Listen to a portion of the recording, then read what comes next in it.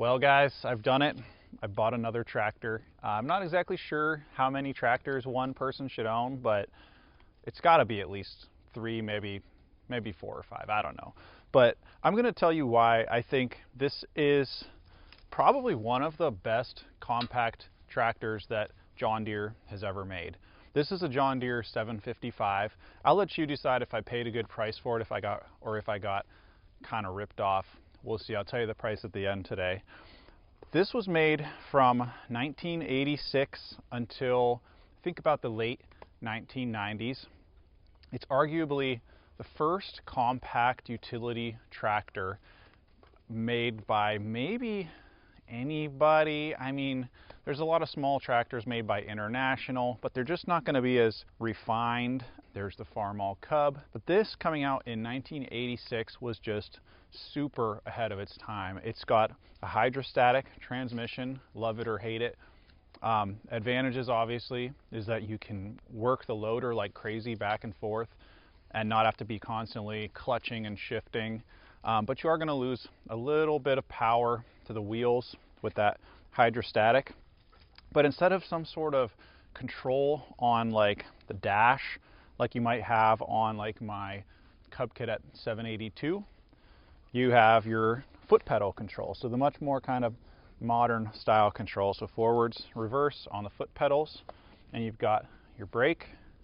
And then of course you can do your left and right rear tire brakes. So this is a real deal tractor, even though it's really pretty small. It's only 20 horsepower, but it's a diesel. It's a 3-cylinder Yanmar diesel engine. Some people think that this tractor was made by Yanmar.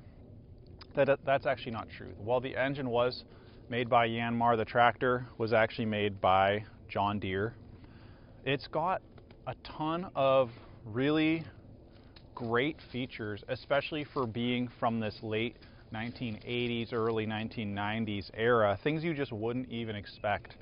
So it's got this kind of walkout style loader, so you can basically pull these and you can put some kind of kickstands up and just drive out from under the front loader, which is way cool. It's got, you know, your standard category 0 3-point hitch. It's got quite a bit of lifting power. I'll talk about some of the stuff I've got for this tractor, and I have been a little astonished with the power that it has. I almost think it's possible that this thing's a little bit underrated from the factory. But I got this super cheap ballast box. This is from Vevor. You've seen these guys online. I probably may have considered buying something a little more expensive if this was a bigger tractor, but being that it's a little 20 horsepower tractor, I've loaded this thing up with gravel, so I think it's probably 550 pounds right now. Has no trouble lifting it, and it balances out the front loader super good because I put these, again, super cheap debris forks on it, which has been really helpful actually, because I had a tree fall on my house. We just moved into a house, a tree fell on it. So I've used these debris forks to just move up everything that the tree cutting service kind of left behind.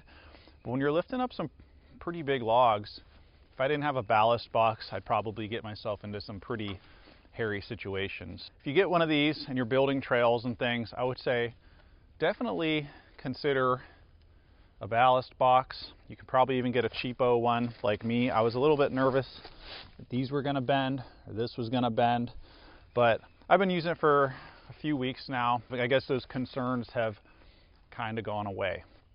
So let's go back into some of the cool features of this tractor. It's got cruise control. So maybe that's not the most revolutionary feature, but maybe nice for when you're on the highway. It's got a high and low range. So here you got your rabbit and turtle speed, so 2-speed rear end. Here's your lift lever for your 3-point hitch. Here's your lift and lower for your bucket, and then tilt for your bucket.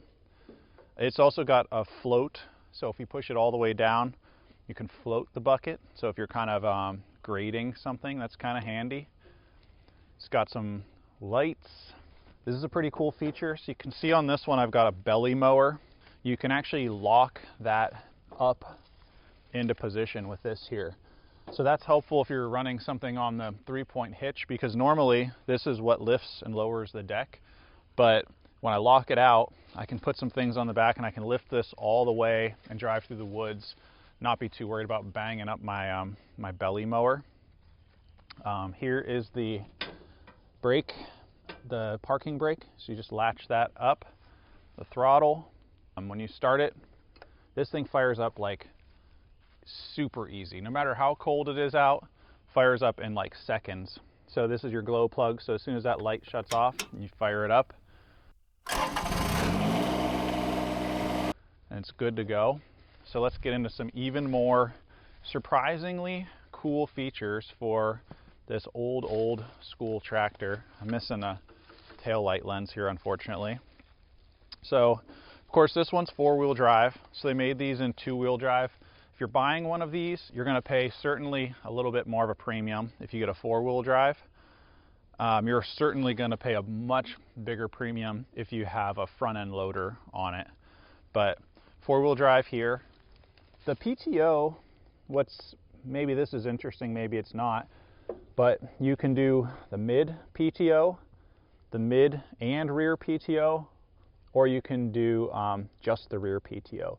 I'm not exactly sure a scenario where I would be running the mid and rear at the same time, especially when I only have 20 horsepower, because, I mean, if you know a scenario where I might do that, let me know, because I'd like to know.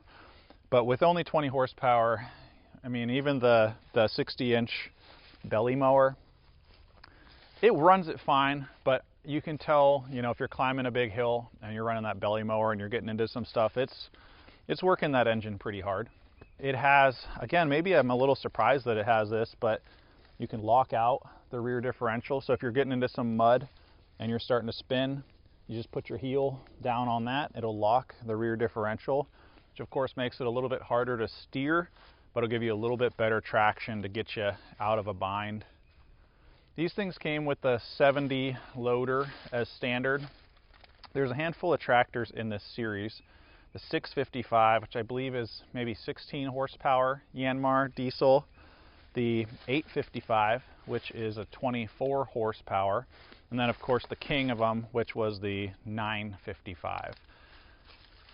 Sometimes I kind of always want the bigger or better thing, but what I found to be really cool about this 755, and why I think maybe it's the perfect tractor for me, is it's pretty maneuverable. I can go through these windy trails that I've built here, and what's really awesome is I have a shed, and I can drive this right into the shed. I don't have to worry about my rollover protection hitting off the top. It's not super wide or anything.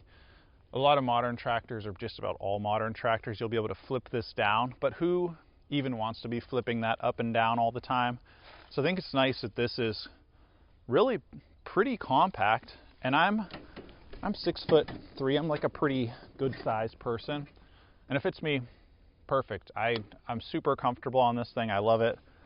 I believe I can move the seat forwards and backwards. I think I did that once, and I've yet to ever do it again. This tractor is a mystery of how many hours it has on it. It has about 175 on the clock, but the hour meter's not working. So if you look at it, it's really in pretty good shape. There's some indications that it is in fact a pretty low hour tractor. Like for instance, you'd expect to see kind of a heel spot here where the paint's kind of worn off, and all these would be kind of worn off if this was a higher hours tractor. So my gut says it probably has, well, maybe under 1,000 hours, but it's hard to really guess for sure. So now I'll tell you what I paid for this. So we just bought a house. We've got a kind of nice little property here with about 15 acres. And in negotiating for the house, I said, are you interested in selling that tractor? And of course, they first said no. So it was for sale, but they didn't want to just kind of give me the tractor, which was how I first started. I said, here's my offer with the tractor. But they didn't want to do that. But a little bit later, they said, are you still interested in the tractor? So I said, sure. And they had it listed for $8,500. I picked it up for $7,000. And I think I think I got a pretty good price for this tractor. I know there's going to be somebody out there that says they got one of these for $5,000, but there's not a single leak on this tractor. It's four-wheel drive. It just fires right up. Hydraulics work perfect. It's got the front end loader. Without a front end loader and a four-wheel drive, this is maybe a $4,000 or $5,000 tractor. But with those things, I'm super happy to pay $7,000. I can even do some cool things because this is kind of an old pre-computer tractor. So I can even turn up the hydraulic pressure pretty easily. This runs on 2,000 PSI. I can jack it up to 2,500, get a little bit more lift for like $10 worth of shims. So maybe I'll do that. You tell me if you think I should do that or not. There's probably some pros and cons there. And if there's anything I missed about this tractor, be sure to mention in the comments. But I'm super pumped. I've been building trails like crazy, pushing trees around. I couldn't be happier. Hope this video is helpful for you, and thanks for watching.